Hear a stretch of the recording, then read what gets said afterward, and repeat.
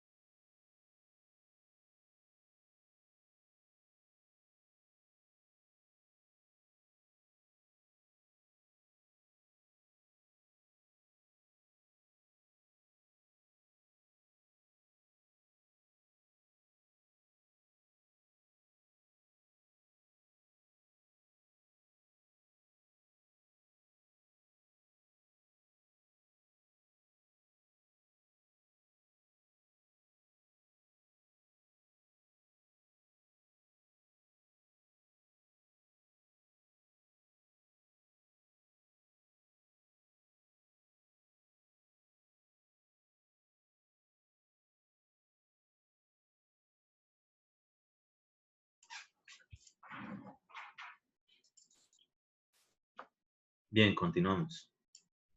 Entonces, esa cantidad de hora hace referencia a eso, ¿sí? Tiene que corresponder con la unidad de medida y pago que se le dio a la actividad. Entonces, ¿de dónde sale? De calcular áreas, longitudes, volúmenes, unidades, pesos, es decir, todo correspondiente a las unidades que sean. Cuando sea de pronto un valor global, pues quiere decir de que es un valor donde ya decimos, no, toda esa vaina, pues ¿para qué nos ponemos a sacarle pedacito por pedacito? No, pongámosle que eso cuesta 100.000 pesos, 50.000 pesos, 300.000, 1.000.000, lo que sea, que usted considere que con eso no va a tener pérdidas en caso tal de que el problemita sea más complicado al momento de estarlo desarrollando o explorando. Por eso normalmente se utiliza para lo que son los gallos, es decir, esas actividades que son difíciles, muy difíciles de manejar respecto de típicos rendimientos y típicas, digamos, dosificaciones de materiales.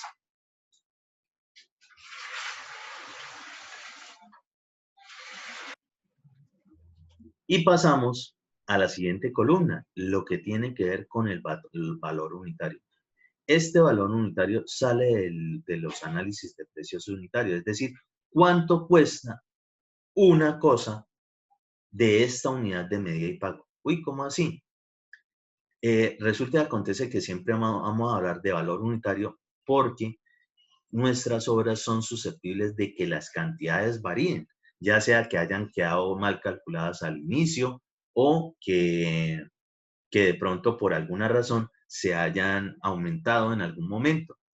Entonces, nosotros siempre sacamos costos de una sola cosa de esa unidad de medida y pago para eventualmente simplemente, si por ejemplo originalmente eran, a materia de ejemplo, supongamos que eran 150 metros cuadrados de localización y replanteo, pero cuando llegamos a la obra, a iniciar el proyecto, hacemos el replanteo, es decir, verificamos qué es el área del lote que tenemos.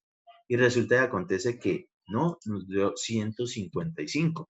Ah, bueno, en su momento, esto de pronto era 150. Por favor, ¿cuánto es estoy colocando aquí un precio arbitrario de cuánto cuesta la localización y el replanteo. Más o menos puede estar sobre eso, pero pues ya les indico bien de dónde sale. Pero en general, ¿cuánto daría 150 por 2.600? Ahí, rapidito. 390.000.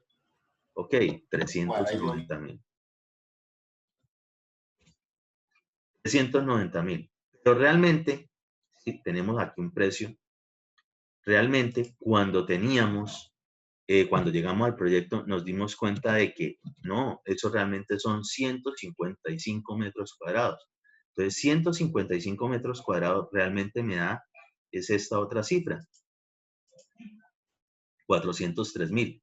Y obviamente que hay una pequeña diferencia en esto, ¿sí? Que si nosotros no la tenemos en cuenta, nosotros no vamos a colocar aquí precios directamente de exacto cuánto es que nos cuesta esto. No, lo hacemos precisamente por esto, eventualmente pensando en que podría existir alguna variación en las cantidades. Entonces, no importa qué tan bajo o qué tan alto sea ese cambio, el costo de hacer una sola cosa de esas es exactamente lo mismo. Entonces, simplemente lo multiplicaremos exactamente por la cantidad. Y eso en general es lo que tiene que ver con el valor total.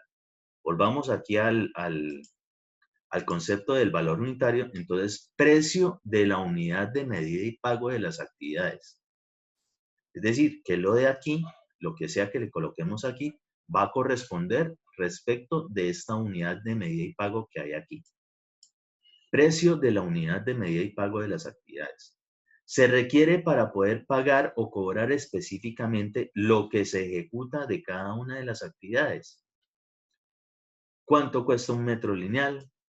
¿Cuánto cuesta un metro cuadrado? ¿Cuánto cuesta un metro cúbico? ¿Cuánto cuesta un punto? ¿Cuánto cuesta una unidad? ¿Cuánto cuesta el global? ¿Cuánto cuesta un viaje? ¿Cuánto cuesta un kilogramo?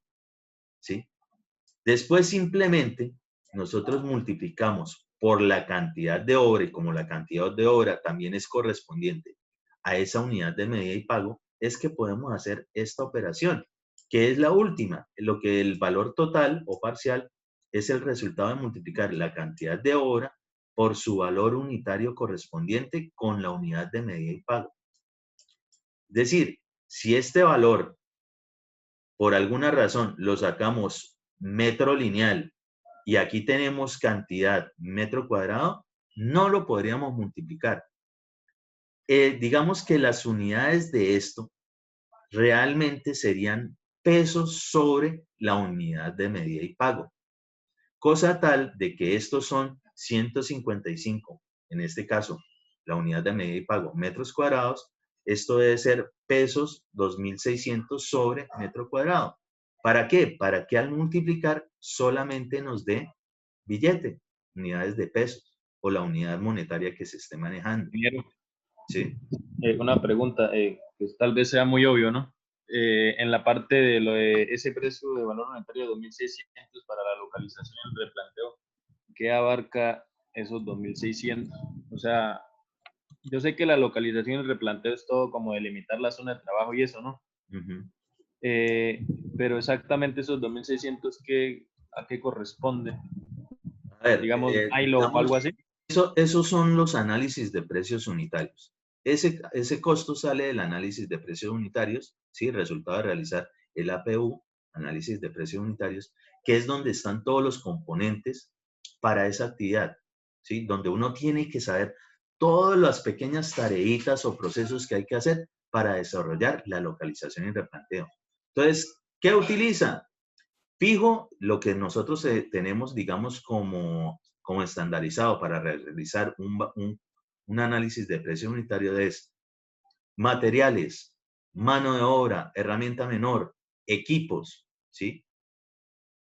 Entonces, con esos componentes, ¿qué es todo lo que yo necesito para generar un metro cuadrado? Ah, bueno, entonces resulta y acontece que, bueno, para localización y replanteo, pues yo voy a tener que de pronto ubicar estacas. Ah, bueno, las estacas son ¿con qué? Con madera. Ah, bueno, entonces voy a necesitar listones de madera. más o menos de cuánto. Entonces, no, yo consigo listones de tanto de largo, me toca cortar tantos, entonces tengo un rendimiento para 1 metro cuadrado que utilizo más o menos 1, 2 o 3 estacas, las que sean. Estoy haciendo un ejemplo general.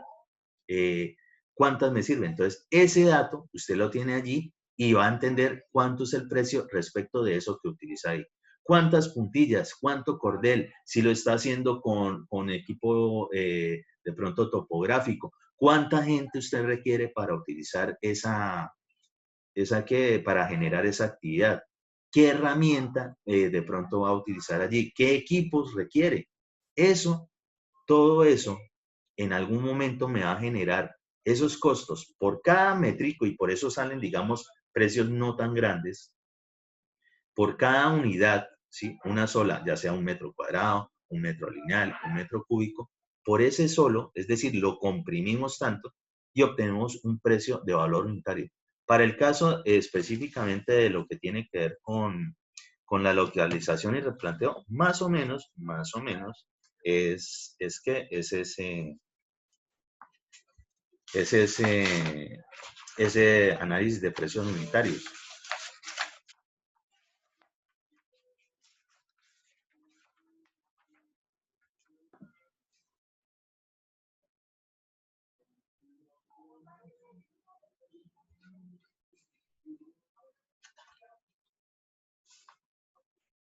Les voy a enviar ahí un pequeño ejemplo, ¿sí? Ya se los comparto, más o menos de cómo es, por ejemplo, el típico análisis de precios unitarios, como para que ese 2600, o más o menos eso.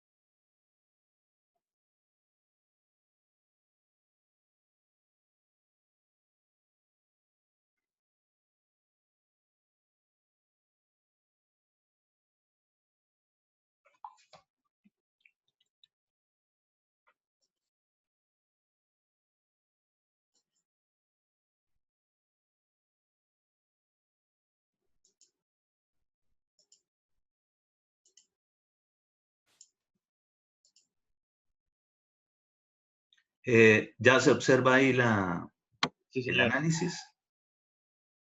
Entonces, por ejemplo, nosotros vamos a tener, para este caso en particular, más o menos para que dé 2600.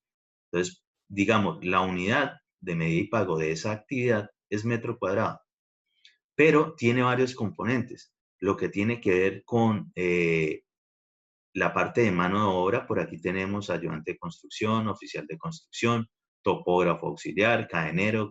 Aquí en este momento ya nos imaginamos de que para esa localización y replanteo utilizamos precisamente una cuadrilla topográfica, una comisión topográfica, equipo de topografía dentro de lo que tiene que ver con equipos, herramienta menor y lo que son los materiales, tabla, puntillas, varas, ¿sí? Para poder generar, digamos, esa ubicación de estacas y demás. Miren que cada uno de esos componentes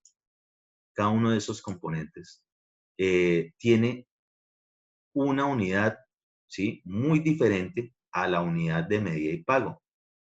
Pues todos estos componentes de rendimientos, de precios unitarios de cada uno de ellos, yo hago la conversión precisamente para que me generen todo eso se me convierta a una sola unidad. Y cada uno de esos componentes me va a dar un precio. Y a la final, la sumatoria de cada uno de esos me da el precio total de la actividad. Esto, pues hay como para que entiendan de dónde es que sale. Esto es un análisis típico de precios unitarios. Esto nosotros lo vamos a aprender a trabajar muy bien, pero ojo, Para llegar allá, primero sí tenemos que saber básico, sacar cantidades de obra y entender unos conceptos respecto de rendimientos. Después de saberlo hacer muy bien, nos queda mucho más fácil identificar esto. Y adicional de eso, esto es lo que corresponde, por ejemplo, la tabla Pegachento de 2 por 20 por 300, ¿sí? Es decir, de 2 metros por punto 20 por punto 30, ¿sí? Supongamos que nos vale específicamente 0.05 unidad, es decir, un poquitico de eso, que es lo único que me corresponde como para un metro cuadrado, que es la unidad de medida y pago, me termina costando 7.000 y pico. Esto es correspondiente al listado de precios básicos, que era lo que estábamos hablando hace rato, ¿sí? Lo que tiene que ver con esta HH, pues esto es unidades de hora hombre, hora hombre. Normalmente todo lo que tenga que ver con mano de obra, la que sea calificada y no calificada, tiene que referenciarse en horas hombre. Dependiendo del tipo de maquinaria o equipo, pues tendrá su unidad específica, ¿sí? Entonces, por ejemplo, aquí, equipo de topografía, esta DE lo que significa es día del equipo, es decir, cuánto cuesta alquilar ese equipo para ese día que van a trabajar. Y pues en general, cuánto duran con ese equipo generando metros cuadrados. Ah, bueno, tiene un rendimiento de 0.004. Y el costo unitario del día del equipo son 111.485. Esto, el análisis de precios unitarios, es, hagan de cuenta, un mínimo presupuesto, ¿sí? Un presupuesto más pequeño, única y exclusivamente de los componentes de una actividad. Y cada uno de esos valores me va a dar un precio específico, ¿sí? Un precio específico. Al multiplicar esto por esto, así como hacemos la multiplicación en el presupuesto entre cantidad y valor unitario, obtenemos muchos costos. La sumatoria de esos costos me da el costo total, entendiendo que ya hemos hecho la conversión aquí respecto de los rendimientos de cada unidad propia de una de estos componentes para convertirla en una sola unidad, que es la unidad de medida y pago. Eso pues, como para que más o menos sepan de dónde es que sale. Por eso le Ingeniero, coloqué casualmente el 2600, porque medianamente puede estar sobre esos valores. sí, ingeniero, y esa parte que usted nos hablaba de la cantidad, de que dio, o sea, que ustedes habían planeado 150 y que llegaron y en el momento fueron 155. Ujú. ¿Cómo, digamos, uno tiene que pasar un presupuesto antes de un proyecto, ¿no? Sí. Entonces uno, ¿cómo hace para después corregir y decir, no, Ah, vean, pues fueron para 150? eso, pues ahí sí les toca primero llegar allá a, pues se supone, algo de esto tienen que verlo en contratación estatal respecto del manejo de actas y qué tipo de modificaciones se pueden dar en un contrato, y eventualmente en residencia de obras definitivamente tienen que trabajar específicamente con esos casos, sabiendo si, no, la culpa no fue de nosotros, fue de pronto de la entidad contratante. Ah, bueno, la entidad contratante que busque dinero para incorporarle más al proyecto porque por obvias razones necesita más dinero. Sí, eso no van a ser pérdidas para el contratista. Pero si el que está pasando el presupuesto de pronto somos nosotros, a un cliente particular, nosotros mismos fuimos los que calculamos mal, pues el cliente nos va a decir, no, usted me pagó un presupuesto, hicimos nuestro contrato, y eso es, si usted no aprendió a calcular bien cantidades de obra, el problema es suyo, y así va a ser.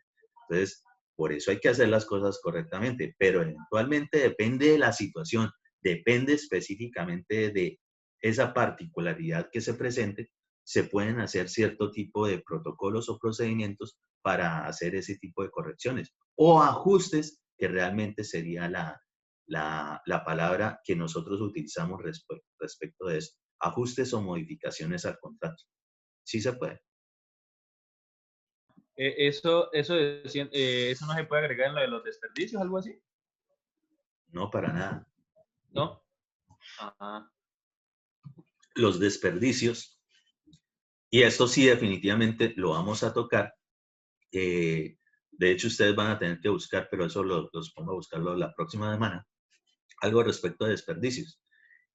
Todos los materiales en construcción, para que entiendan, genera desperdicio. ¿Qué es un desperdicio?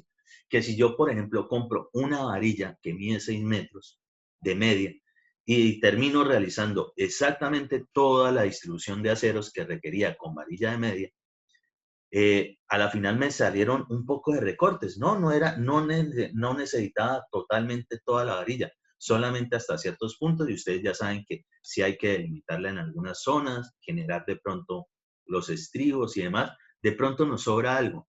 Ese sobrante es un desperdicio. Entre menos desperdicio nosotros tengamos en un proyecto, mucho mejor, menos pérdida. Entre menos desperdicios, menos impacto negativo contra el medio ambiente. Eso es lo que se conoce como la filosofía de Lean Construction de desperdicio cero, ¿sí? Eso va muy de la mano con algo que se denomina BIM, BIM, que es Building Information Modeling, que es la información del modelado de una edificación o de una construcción. Es decir, proyectar también cómo va a ejecutarse el proyecto, que de pronto cosas que nos van a sobrar en algún lado las podemos reutilizar o nos sirven para otro tipo de actividad. O incluso, no, si eso nos va a dar tantísimos recortes, no, pues nos va a salir más barato mandarlo a comprar directamente figurado. Entonces, por ejemplo, el refuerzo también se puede mandar a figurar, no necesariamente uno lo tiene que hacer ahí. Obviamente que tendrá un recargo en costo, que a uno ya se lo traigan listico, pero uno ya no va a correr el riesgo de tener de pronto unos recortes ahí que después no sabe ni qué hacer con ese mugre, o eventualmente tendrá que convertirse en retiro de escombros y se irá en un viaje de volqueta para donde se tenga esa disposición de esos materiales de escombros. Normalmente eso se denominan escombreras municipales, las escombreras, sitios donde se deposita todos esos sobrantes de construcción. Entonces, eso más bien es lo que tiene que ver con desperdicios. La cuestión de esto, de la cantidad, es cuando nosotros estamos calculando cantidades de obra, nosotros obligatoriamente tenemos que asumir ciertos desperdicios que tienen todos los materiales para poder, digamos, desde el punto de vista económico, no generar pérdidas. Entonces, de pronto esos 5 metros cuadrados, no 5 metros cuadrados ni por el chinas tiene, digamos, de desperdicio la localización y replanteo. Empezando la localización y replanteo, específicamente es una actividad. Los desperdicios son en los materiales, no en las actividades. Eso sí hay que tenerlo muy claro. Los desperdicios, cosas que vamos a estar calculando dentro de poco, son para los materiales. Las actividades no tienen desperdicio. ¿Sí? Listo, señor. Gracias. Ok. Las actividades tienen es un rendimiento, ¿no, profe? Sí, rendimientos y desperdicios. Digamos, tiene más o menos la misma configuración. Cuando hablamos de rendimiento es qué tanto nos sirve para elaborar cierta cosa, ¿sí? Y el desperdicio es ese sobrante en general que nos va a quedar por allí remanente. Porque así nosotros tengamos muy bien proyectado algunas cosas, seguro que algunos desperdicios se nos van a presentar. Un ejemplo, como para que entiendan de qué estamos hablando aquí, si en cualquier hogar se va a desarrollar una casita y vamos a utilizar mampostería típica, ya sea ladrillo o bloque, que normalmente son a base de arcilla, esos materiales son susceptibles de partirse, nada más en el mismo transporte de llegar a la obra. Entonces, si usted es muy justo al momento de decir, solamente necesito 5 ladrillos, y en el transporte o colocándolos en la obra se han partido 2, ¿qué toca? Pues volver a llamar, que nos envíen otros, el de nuevo pagar el transporte. Esos son pérdidas. Pero esos materiales que se nos partieron, pues son desperdicio. Nosotros no los vamos a poder utilizar dentro del proyecto. Entonces, eso es lo que hay que tener en cuenta de ello. Hay materiales que simplemente ese es el problema. Por ejemplo, en los enchapes en algún momento, que es donde casi siempre cometen los errores, hay que saber calcular muy bien ¿cómo o qué pasa cuando nos toque hacer algún recorte del enchape? ¿Qué tanto nos sobra o si nos sirve para algo o no nos sirve para nada? Si se convierte automáticamente en escombro. Entonces, eso del rendimiento y el desperdicio va muy de la mano, pero es definitivamente al momento de cuando se estén calculando las cantidades de los materiales que hacen parte de las actividades, y lo otro, específicamente cuando se desarrolla la actividad ya en obra, ¿sí? Entonces, uno es, digamos, proyectado, el otro es definitivamente el que nos queda cuando ya estamos ejecutando el proyecto. O sea que esa cantidad, digamos, por decirlo así, está bien que a veces se desfase, que a veces se pela un poquito. Eh, a ver, sí, y normalmente sí. O sea, nosotros no podemos, bueno, un ejemplo claro, supongamos ustedes tienen un área típica en sus habitaciones. Tienen un piso. Vamos a suponer que todos tienen una cerámica de cierta medida. Pongámosla de 30 por 30. Bueno, empiezan a ubicarla. Si supongamos que ya saben cómo es que se ubican esos pisos, las ubican, pero de pronto por la configuración geométrica de su habitación, pues no da para que todas las piezas completas quepan allí. Entonces va a haber un pedacito que requiere un recorte. Ese recorte normalmente se le denomina hachazo, es un recorte para completar de que toda la planta, el área de esa habitación, tenga cerámica. Muy bien. ¿Qué pasó con lo que sobró? Bueno, pues eso ya es mugre, no nos va a servir para nada. O tal vez lo podamos utilizar en otra cosa. Supongamos que nosotros solamente compramos piezas completas y a nosotros no nos venden, digamos, piezas de cerámica cortadas por la mitad o cortadas 3/4 ni nada por el estilo. No, compramos piezas completas. Si nosotros solo compramos piezas completas y únicamente las compramos para lo que nos da dentro de ese recinto de habitación, solamente las completas, ¿qué pasa con el otro pedazo? Pues no vamos a tener material para completar allí. Entonces nos toca comprar adicional material que sabemos que solo una parte nos va a servir. Entonces, dependiendo de eso es digamos, el rendimiento de ese material específicamente. Lo que es la pintura también tiene rendimiento, todos los materiales tienen digamos, su rendimiento y su desperdicio. Entonces, normalmente lo que uno utiliza, por ejemplo, en cerámica, tiene un precio de desperdicio que uno lo calcula y se lo agrega precisamente a la medida específica que uno saca de los planos. Es decir, si tenemos una habitación de 3x3, pues serán 9 metros cuadrados. Y nosotros específicamente no compramos 9 metros cuadrados de cerámica porque eventualmente se nos pueden partir algunas cuando estemos haciendo los recortes, ¿sí? Supongamos. Entonces, se tiene más o menos estandarizado, usted lo buscará en algún momento, más o menos cómo son los desperdicios de cada tipo de material. Para el caso de ese, supongamos que es del 15% o del 5%, diciendo cifras ahí a la loca, pero eso es. Pues supongámoslo del 5%, poquitico. Bueno. Entonces quiere decir de que a eso que ya hemos calculado, que son 9 metros cuadrados fijo, pues le vamos a agregar también ese desperdicio. Y después hacemos la contabilización respecto de las piezas que nosotros podemos adquirir según la presentación que nos ofrezca el proveedor, es decir, cajas de tanto metraje cuadrado. Eso realmente es lo que tiene que ver con esa parte de esos desperdicios y demás. A ver, bien. Pero ahí, ojo, me estoy adelantando demasiado. Para llegar allá, de verdad, primero nos toca gatear un poquito.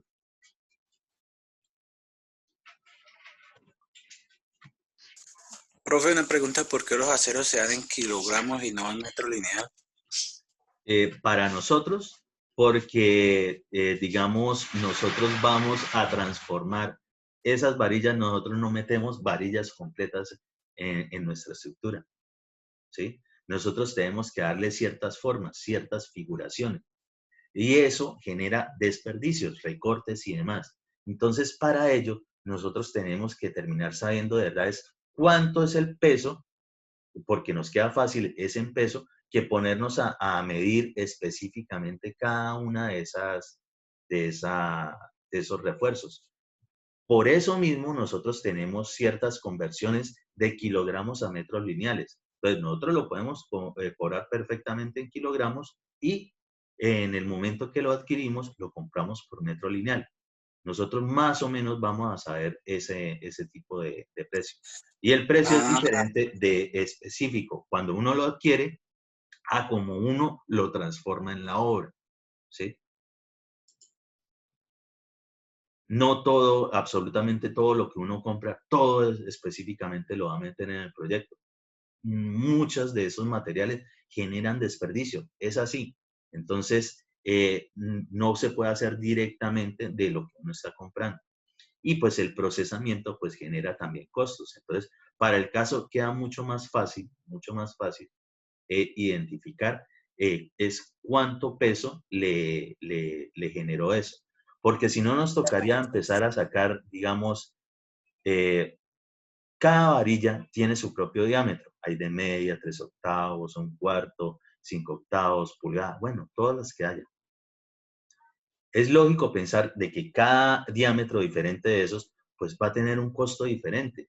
Y si nosotros solamente lo tenemos por metros lineales, no vamos a poder identificar un precio general de eso. En cambio, cada uno de esos componentes nosotros sí lo podemos convertir a una sola unidad del cual sí podemos manejar un solo precio, kilogramos. A nosotros no nos importa si son, ahí sí el típico ejemplo, si es 1 kilo de algodón o 1 kilo de hierro, ¿qué pesa más? No, pesa 1 kilo. Entonces, a eso sí le podemos agregar un precio y podemos generalizar todo, no importa si es refuerzo de media, de 3/8, de 1 pulgada, todo lo llevamos a kilogramos y el kilogramo en general cuesta tanto. O por lo menos queda mucho más fácil de identificar de esa forma. Profe, pero cuando uno va, digamos, a comprar, uno dice, bueno, necesito 8 varillas de 1.5 de 3/8, ¿cierto? Porque uno no nos llega no llega a pedir, no, deme 50 kilogramos de 3/8. Sí, claro. Sí, uno los compra por varillas, pero es eso, así como lo que les mostré ahorita en la imagen, las unidades, uno tiene que hacer en algún momento una conversión de las unidades como uno adquiere el producto a la unidad típica de medida y pago de la actividad. Y es que, ojo, el material no es una actividad, el material es un componente para la actividad, ¿sí? Un insumo para esa actividad. Entonces, en esa transformación, junto con el resto de materiales, equipos, mano de obra y herramientas, pues hay que buscar es una sola cosa, porque si no, imagínense todo, cómo serían de largo los presupuestos si colocáramos cada uno de esos componentes lo que cuesta.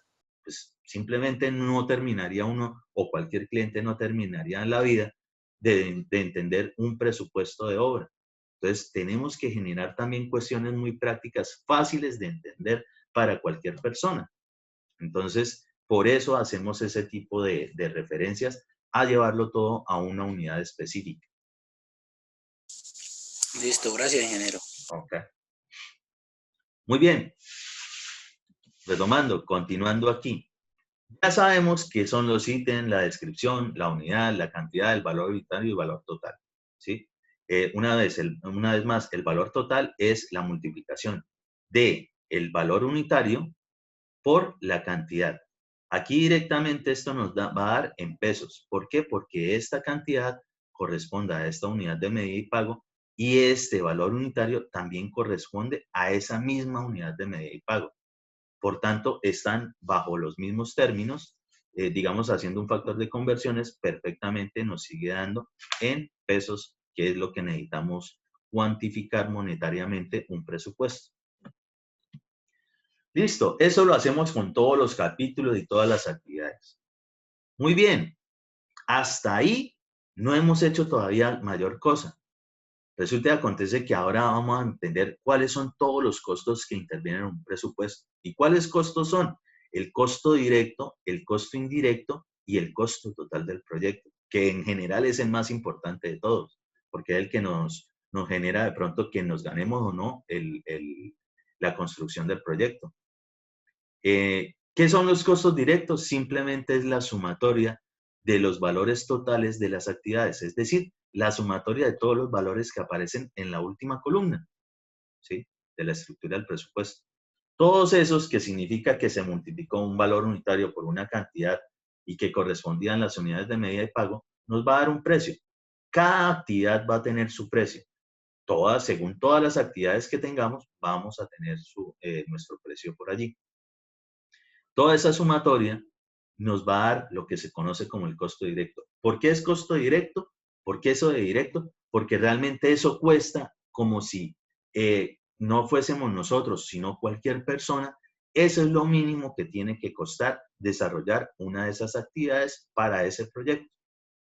Es decir, hasta ese momento no hemos obtenido nosotros ninguna ganancia. Eso fijo es lo que hay que invertirle para que se desarrolle el proceso. Ahora bien, ¿y la ganancia de nosotros cuándo sale? Bueno, aquí vienen ahora lo que tiene que ver con los costos indirectos. Y los costos indirectos, digamos, se pueden ver influenciados por la localización del proyecto, ¿sí? Es decir, dónde va a ser la obra, el tipo de infraestructura para administrarla, es decir, cómo usted tiene su oficina, su papelería, sus transportes en general, de cómo usted se logra desempeñar como ingeniero civil para poder generar estos presupuestos, su computador, su impresora, digamos, lo que le cueste el sitio, si es arrendado, si es propio, los servicios eléctricos, hidráulicos, sanitarios, bueno, en fin. Todo eso se configura en algún costo. Pues eso se supone que en algún momento tiene que salir también de esos proyectos.